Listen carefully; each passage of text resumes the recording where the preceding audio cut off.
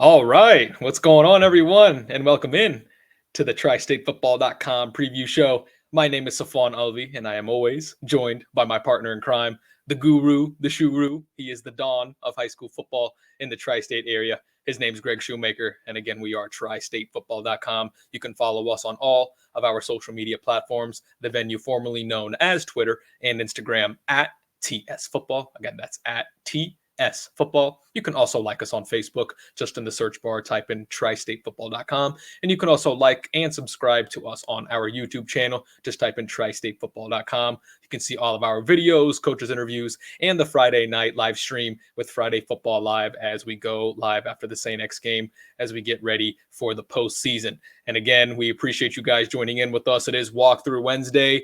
And Greg, on today's episode, we are talking about playoffs. Are you kidding me? Playoffs, right? Playoffs. That's what we are talking about. The 2024 regular season has now come and gone, and we are getting ready for postseason play as the clock and the month has turned over to November. And there's a lot to get to, Greg. We know the IHSAA is going on in Indiana, and we know Northern Kentucky is starting this week as well. But we want to focus in on this episode, first round in Southwest Ohio, right? We want to get into a couple of the divisions, a couple of the regions, talk about some of the seedings, talk about what we think is going to happen in these next 2 to 3 weeks as we get ready for postseason play. So let's, without further ado, we'll start with the big boys over there in Division 1, Region 4.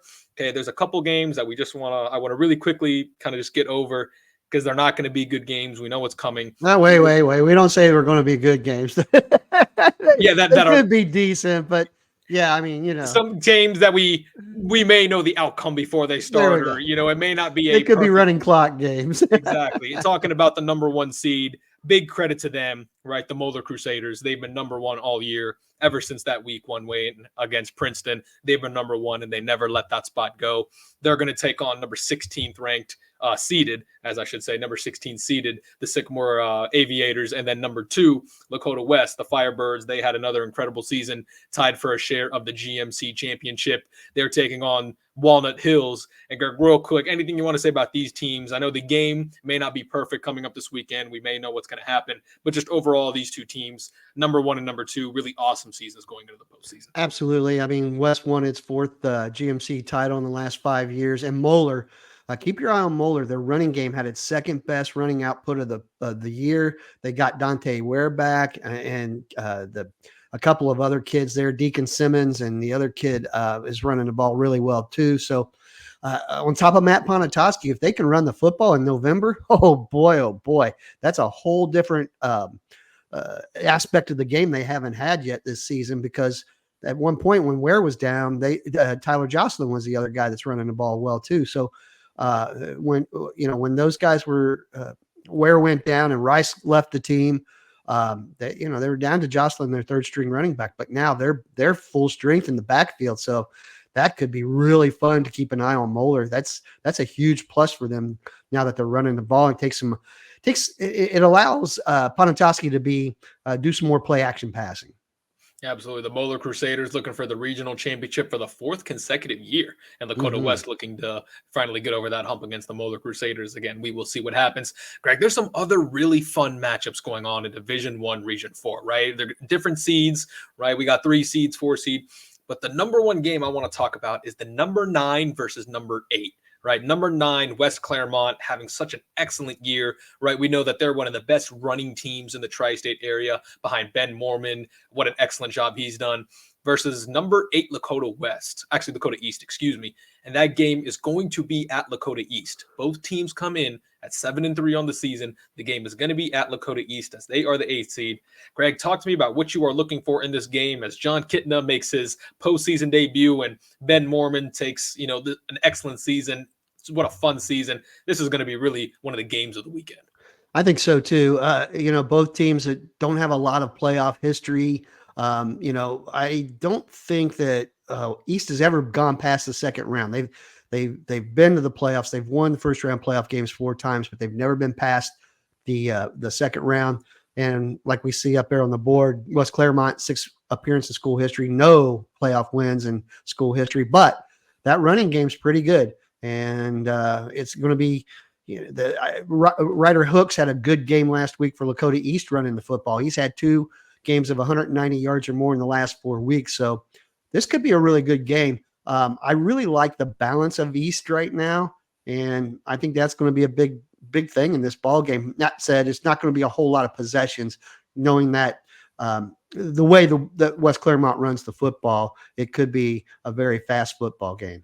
Yeah, Greg, when talking about these teams, defense is going to be big, right? The Mm-hmm. turnover battle, right? Third down conversions, right? Lakota East running the ball better as of late, but we know they got JT Kitna. We know they are not afraid to, sling the ball around. West Claremont, much more running team. But I think the turnover battle, right? Third down conversions, situational football in this game, kind of who blinks first, because I think it's going to be close all the way through. But those big plays, it's really going to make the difference in this 9-8 matchup. Yeah, I think so too, and I do look for Jamison Kitten to have some big throws in this game.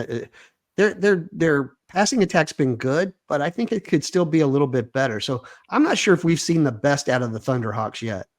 Yeah, absolutely. John Kitna making his postseason debut for Lakota East. All right, Greg, I want to stay in the GMC, but we are going to bring the GCL South involved in Division One Region 4 talk right now. The 10th seeded Mason Comets coming in at 5-5. They are going to be going to the Pit right over there on the west side. 7th seeded Elder. They are also 5-5 in this game.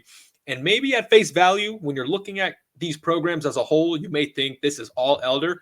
But Greg, I wouldn't be too sure, right? This Mason team is hard. They play physical. They play good defense. Just because the names in this game might be a little bit different, I believe this is going to be a close game through and through. Right, and Mason won 4 in a row before losing last week in the regular season finale, and to Lakota West, and that's no big. I mean, that's that was expected, but these seniors have played in 6 playoff games over the last 2 years. They've made it to the 3rd round back-to-back years, and I like that experience. Now, that said, none of them have ever played the Pit, and I was in the Pit last week for the LaSalle Elder game, and it's still a special place, and it's going to fill up on Friday night. And you can say what you will about all the great places to play in the GMC. There's nothing like the Pit, and if you haven't been there before to play in it, because the fans are so close to the field, it makes a big difference. It's a little daunting, to say the least, for an opposing team. So I like the advantage there. Elder's getting a little bit better on defense. Gaduli came back this week or last week. He talked to Doug Ramsey early this week, and he's like, you know what? We've had a lot of injuries. It's been a crazy year with injuries, but he's still got some talent there, and we'll see on Friday night. This is a really good matchup. I don't see this being a big scoring game. Both teams play defense well enough that I'd be surprised if either team gets over 25, 26, 28 points for sure. Absolutely. And Greg, that last week we were talking about, right? That LaSalle versus Elder game. LaSalle kind of put it on Elder last week, right? I think it was 35-24 was the final score. And I think we all really like LaSalle. I don't think anybody's surprised LaSalle won that game because they're well coached. They have good defense. But where is this Elders team psyche going into the playoffs knowing, hey, that was a rough game that we got taken to at home. Now they got to play Mason. Obviously, I know they're confident going in, but that's something they got to be thinking about, knowing, hey, we got to play better if we want to make any type of playoff run. Yeah, I mean, when you're playing that kind of schedule that they have, and Doug said to me, he's like, look, the only game we weren't in was the Moeller game. And well, that's 9 other teams where the only game they weren't in was the Moeller game. So, I mean, I think Elder's going to be okay in this game, but like I said, this is going to be a slugfest as far as a defensive battle slugfest. So yeah, I like this one. Absolutely. Mason going to the Pit in the 10-7 matchup in the first round. All right, Greg, let's go to the GMC, right? The 12 versus 5 matchup. Oak Hills, right? A program that's been turning it around over these past couple years, right? It's good to see them, consistently winning a couple ball games every single year, right? I remember, Greg, when I started here all those years ago, Oak Hills was winning 1 game a year, 2 games a year. I think 1 year they didn't even win a game. And now they're, winning 4 games. They're winning 5 games, right? Mm-hmm. They're becoming way more of a respectable team. And, where they're a playoff mainstay, they are taking on number 5, right? The 5th seed ranked Hamilton Big Blue, right? And there's not many teams that are feeling better about themselves going into the playoffs than Hamilton. There's not many hotter teams than Hamilton. Talk to me about this GMC matchup, Greg, with a program we like where they're going and a team that is on fire right now.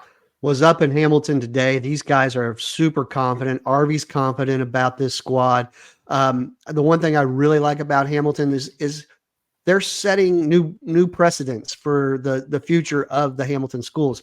Back-to-back 8-win seasons, first playoff win last year. They know what it takes to get it done. And to be quite honest with you, Oak Hills has made the playoffs the last 4 years and has yet to come away with a win and have finished the year under 500 in each of those campaigns. It's going to take a lot to get past Hamilton in this one. And I did find out some of the GMC. I can't say anything about the all GMC teams, but there were some snubs there that made Hamilton kind of upset. And I think they're going to play with a chip on their shoulder to show them, hey, you know what? Don't slide us anymore.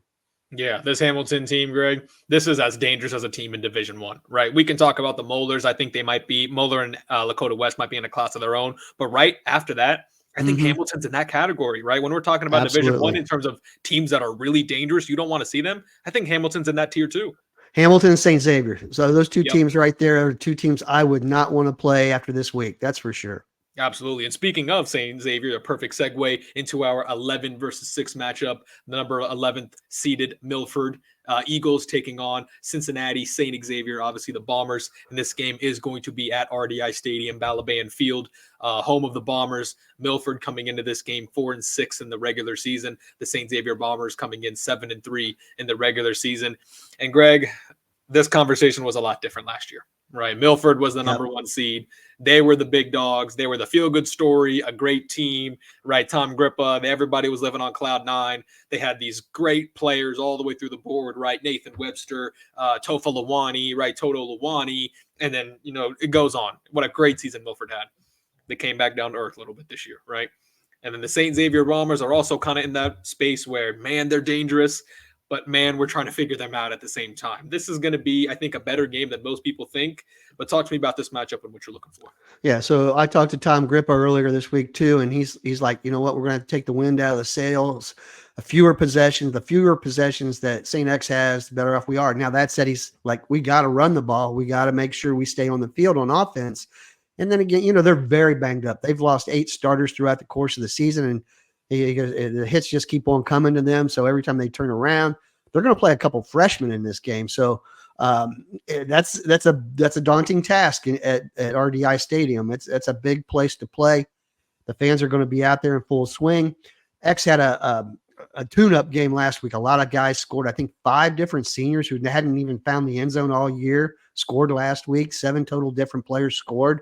So I like X in this game just because they had that feel-good game last week against Life Christian Academy. I mean, that would be like Life Christian Academy would be the equivalent of St. X playing CHCA. I mean, that's how small that school is. So, but yeah, I like X in this game. Yeah, St. X is going to be a really interesting team to watch, right? We can see them going on and winning a regional championship, or we can see them stumbling, right? Because they're so hit or miss. Their highs are very high, but their lows can be very low. I can't wait to watch. Well, they haven't put together a whole game. It's either the defense has been good or the offense has been good. So, and it could be that they just click. That team that went 5-5 and ended up winning the state championship, running off 5 in a row that year. That was sort of the same way. They were good 1 week on offense, good 1 week on defense, and then it all falls into place. And it could very well happen again because there is so much talent on the Bombers. Yeah, absolutely. Yeah, that offense, right? They got Chase Herbstreit, they got Daniel Volmer, right? They got a lot of players. Really interesting to see the St. Xavier Bombers. Again, they take on Milford at home in the first round. All right, Greg, the next game I want to go to, I really want to quickly gloss over this Winton Woods game versus Little Miami. I think we all kind of expect what is going to happen in that game. But just real quick, as we go into the playoffs, talk to me about the prospects of Winton Woods, right? The offense. They're running the football now, and that's a good thing. Isaiah Garrett's starting to run the ball. We're starting to see he's only a sophomore, and so he's 2 years into his career now, but he's starting to see this game slowing down for him, and he's seeing the holes open up for him. So I like them here. I like them to get it over quick in the first half and move themselves on into the second round. But a very good. I think if I'm Chad Murphy, the thing I want to see most is come out and just kick some butt and just get it done in the first half, and then let everybody else get in and get a playoff feel. The younger kids get their feet wet in a playoff game.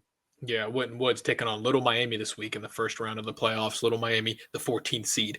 All right, Greg, one more GMC game before we move on to Division II, because there's a couple good games I want to get to there. Number 13th seeded Fairfield coming in at 2-8, taking on number 4, right, the 4th seeded ranked Princeton Vikings. Right, talk to me about this game. I think most of us have Princeton winning the game, but again, I want to talk about the Princeton Vikings kind of prospects come playoff time, right? We like their talent, leaves us scratching our head sometimes, right? Coach Andre Parker there, building a program, building a culture. Talk to me about the Princeton Vikings, I guess, quickly in this game, but then as we look forward, kind of to week 2 and week 3 in the playoffs. So my question is Princeton going to turn it on and become the kick butt team that we thought they were going to be, right? This game in the regular season, Fairfield gave up 60 points. Now, Fairfield's another team like Milford, just heavily just beat up by injuries. And every one of their starters on defense is an underclassman. And Jason Krause told me that, hey, look, we're young, but we have to learn by our mistakes. We gave up 60 in that first game to Princeton, but we scored 34. Tyler George ran the ball very well for Fairfield in that game against Princeton, probably better than any running backs ran the ball against Princeton all season long.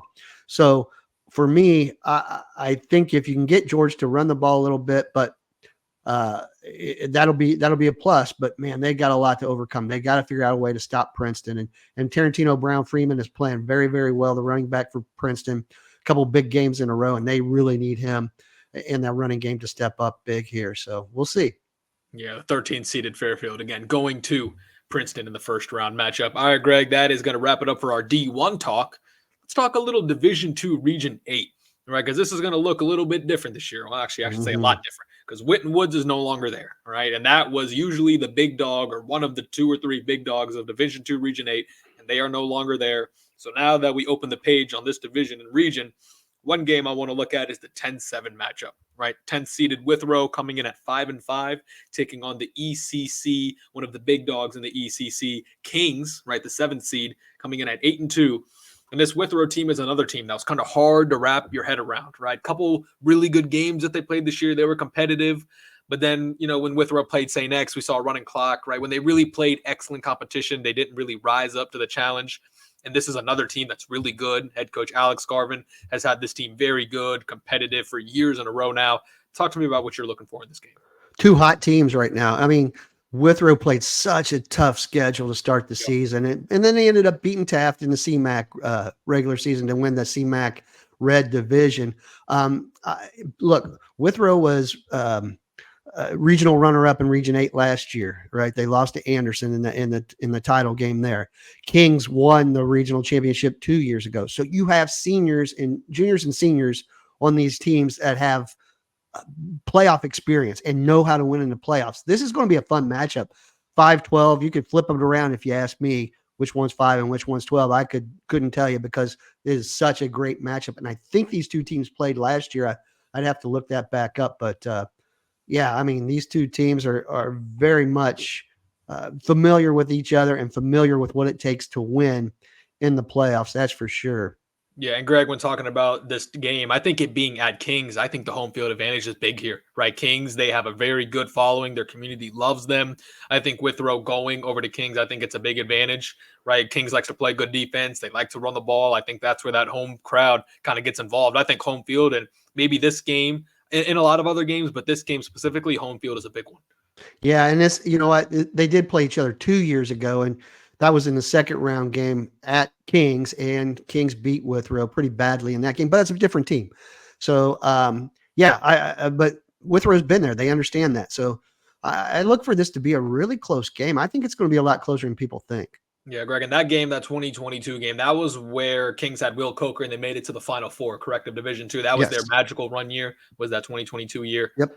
Yeah, that's a good team, man. Again, they have that spark, right? You said sophomores and freshmen that were on those teams, sophomores, juniors, they got the experience. Both of these teams are going to be ready to go, and it's going to be a really fun game to watch. Again, that game is at Kings, 10-seeded Withrow at 7-seeded Kings. And then one more game, Greg, in Division II, Region 8 we want to get to. The 4th-seeded Baden Rams coming in at 8-2 on the year, taking on 13th-seeded Trotwood Madison, right? Even though Trotwood Madison is a 5-5 team, Greg, this is definitely one of the better 5-5 teams that I think I've seen in a long time. We're used to Trotwood Madison winning, 8, 9 games in a row and being a playoff contender.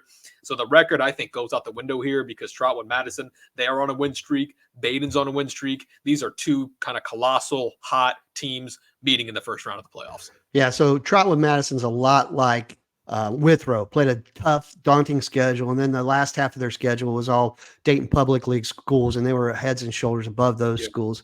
But again, Baden's only given up 83 points on the whole season. We're going to see they're going to have as much. They're going to face as much athletic talent as they have since week 1 when they took on Hamilton and only lost that game 15-0. Baden's tough, man. Baden's really good defensively, and the 110-6 against McNick last week. McNick's only given up 80 points on the year. So I like Baden in this game because they know how to win in the playoffs, and they've been there and they've done that. TMAD's been a couple of years since the Rams have had a good run in the playoffs, but don't count them out, man. Their pedigree, and Jeff Graham does a great job getting those kids ready. Yeah, and if there's one thing that we know about the Baden Rams, we know that defense is going to turn it on to another level when it comes to playoff time, right? Especially these first 2 weeks, they are going to lock in. Again, the Baden Rams taking on Trotwood Madison. That game is going to be at Baden. All right, Greg, let's talk a couple small school action, right? Let's talk some Division 4, Region 16. We know we got to show our small school some love, right? We got a couple games I want to get to, right? The 6th-seeded Taylor, what an excellent year they've had. They're taking on number 11, Urbana. Right, they are 7-3 on the year. Taylor 8-2 on the year. Let me hear what you got to say about Taylor because they've had such an awesome year, and then the prospects of this game. Big win last week, 28-21 over Indian Hill. Huge win for that program. Not a team with a lot of pedigree in the playoffs, but this is a good team, and I think they're going to have a nice night Friday night. Just because they've got confidence. They got a junior class that's fantastic. Urbana's good. But that CBC it's sort of interesting because I'm not sure if the CBC is as good as people think. There's some good teams there, but we're going to find out because they have a couple of teams that are playing Taylor or Southwest Ohio schools. So we'll see. But I like Taylor. I like McFarland. I like what Dransman's doing over there. But this is not going to be an easy win. The Hill Climbers are going to come. That's a long ride for Urbana all the way out to Taylor. That's not an easy drive. So it's probably close to 2+ hours, maybe 2:15, 2:20. And it's not an easy bus ride. It's not all highway for sure. Hey, Greg, that win against Indian Hill, that was a big win last week, right? When talking about the CHL, the conversation starts with Wyoming, and then recently it's been Indian Hill. That's kind of the two teams we've been thinking about. And then Taylor goes in and beats Indian Hill last week. What a big win. Like, I know you mentioned that for the program. That's got to give them major confidence going into this playoff run. Yeah, and I think this is, we talk about Aaron McFarland, Mikey Branch, the two juniors that are Division I players that will play at the next level for sure. And I like Taylor. I just like the way they're playing football. 8-2, good year, fantastic year. I mean, just knocking it out. I mean, they lost to Lawrenceburg, who's won 8 in a row, and they just seem to be getting it at the right time. I love it. Absolutely. Now we're going to jump to the 12-5 matchup. Greg, staying in Division 4, Region 16. Kenton Ridge, right, the 12th seeded, 7-3 on the year. They are coming to Southwest Ohio to take on number 5, right, the 5th seeded ranked Taft Senators. They come in at 8-2 on the season. Greg, talk to me about this Taft team, right? A lot of wins this year. They are 8-2, but that tough loss to Withrow. So where do they go from here as we start the playoffs?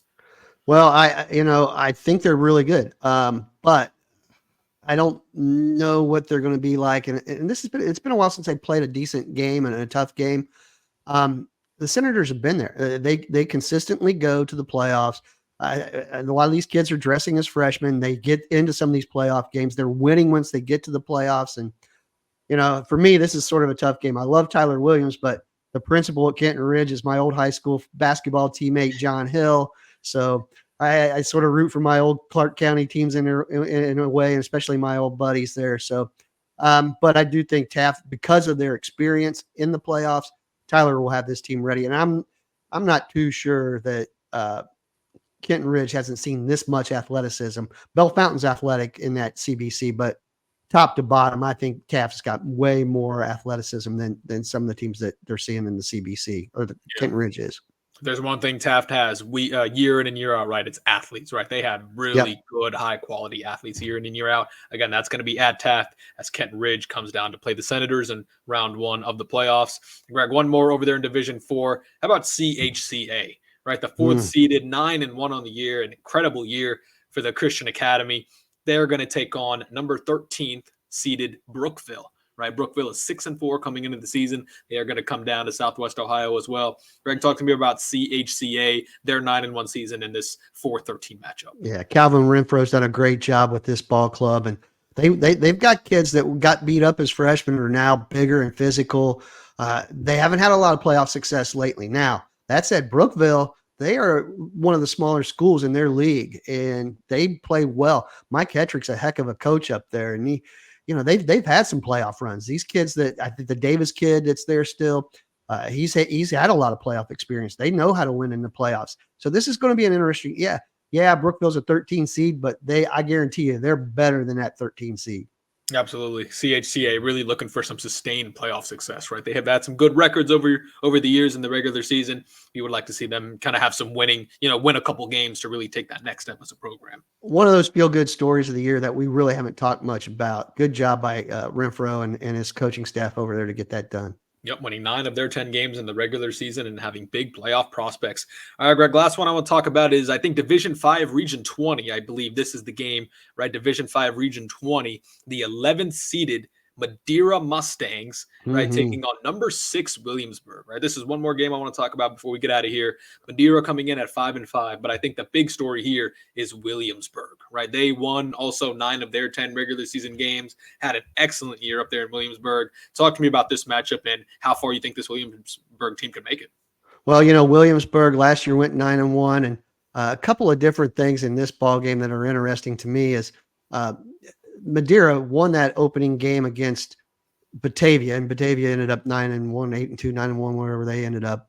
An outstanding team. So Madeira knows that they can beat good teams. It's a Division 5 team beating a Division 3 team. So, um, but yet they haven't shown consistency throughout the course of the year, and that's the one thing I think we're looking for out of this game and the Mustangs. Now that said, Williamsburg has shown consistency, and they had a good year last year. They're 18-2 in the regular season over the last 2 years. So they know how to win. Nick Ayers is doing a great job with that program, throwing the ball around. They're hitting on defense, and I wouldn't be surprised if they win this ball game. Absolutely. There is so much playoff action going on, right? The first round of Southwest Ohio, the playoffs, they start this Friday. Northern Kentucky starts their first round this Friday. And then the IHSAA, they are in the second round of their playoffs. And Greg, before we get out of here, as we start the playoffs, right before we play any playoff games, we're just about 48 hours away from kickoff. Give me your macro perspective, right, of just any of the teams that you're looking for, teams that are willing to prove something. Kind of where are you at macro before any teams go home for the first time this weekend? Just what are your outlooks overall for the playoffs as we get set for round one? I think in Division 1, Region 4, all 8 of the top seeds come away with wins. Division 2 is going to be sort of the same way. Wouldn't be surprised to see an upset or two there. But I mean, for me, most of the top seeds this week win. Then next week we really get into one versus the top seeds 1 versus 8, 2, 7, 3, 6, and all that good stuff. But I think this week you have to take care of business if you're an upper seed, and I think for the most part, most of these teams do. Again, though, like any pod in college basketball, there's going to be some 4-13 upsets, some 5-12 upsets in there. So a couple of those games like we talked about today, I wouldn't be surprised if some of those teams, those lower seeds do advance this week.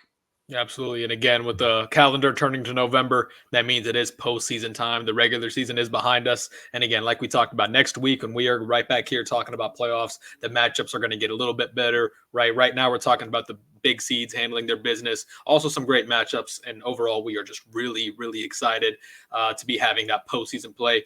And remember, you can catch all the games, the scoreboard, the Underground Sports Shop scoreboard. Again, tristatefootball.com/scores. You can see Southwest Ohio, Eastern Indiana, Northern Kentucky, and even Dayton scores right there. Again, that's tristatefootball.com/scores. And then after the St. X game on Friday, Greg, you and Dan Claskins are going to be back, on the radio talking about all the playoff games that are happening, given that, coaches interviews, discussing playoffs. And again, that's going to be outside and out after the St. X game. So that's going to do it for us. Greg, we will be right back here talking playoffs again next week. We are excited for that. So appreciate everybody listening. We will talk to you next week on the TSF preview show.